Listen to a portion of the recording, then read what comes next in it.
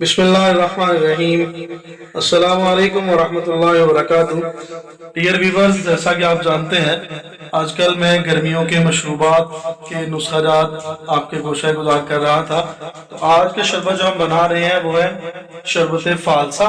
वैसे तो अंजुबार भी बन रहा है, ये नाज़रीन देख सकते हैं, ये शरबत अंजुबार भी तैयार हो रहा है, लेकिन नुस्खा जो आज मैं आपको दूंगा वो है फालसा का। ये फालसा इस तरह ये ग्राइंड करना है, फालसा ग्राइंड कर लें और उसके बाद इसे अच्छी तरह रिल लें। जब ये अच्छी तरह पक जाए तो फिर इसे कपड़सान कर लें। उसके बाद चीनी डाल के, तो उसके जो कंडीशन बताई हुई है अच्छी तरह लेसदार बन जाए तो फिर आप उतार लें तो आपका शरबत तैयार है। ये है शरबत फालसा।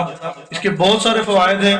ये मैदा और जिगर के लिए इंतहाई ज़बरदस्त है, यरकान में मुफीद है। तो शरबत फालसा तैयार हो चुका है। इसके बहुत सारे फ़वायद हैं। ये एंटी माइक्रोबियल भी है, एंटी कैंसर है, एंटी डायबिटिक है, एंटी इन्फ्लेमेटरी है। इसमें एक एस्ट पाया जाता है, फैटी एस्ट, लिनोलेनिक एस्ट, जो दिल की बीमारियों और कोलेस्ट्रॉल से बचाता है। ये एंजाइटी और डिप्रेशन को दूर करता है। बुढ़ापे की हालत में जो मेमोरी लॉस हो जाती है, याददाश्त में कमी आ जाती है, उसके लिए ये इंतहाई कामयाब है।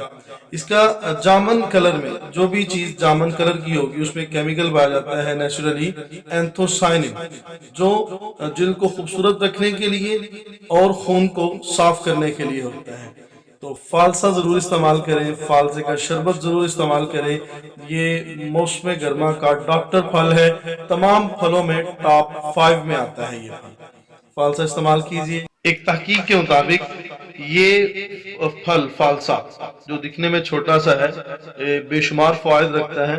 ये लो ग्लाइसिक फूड होने की वजह से शुगर के मरीजों के लिए भी इंतहाई फ़ायदेमंद है।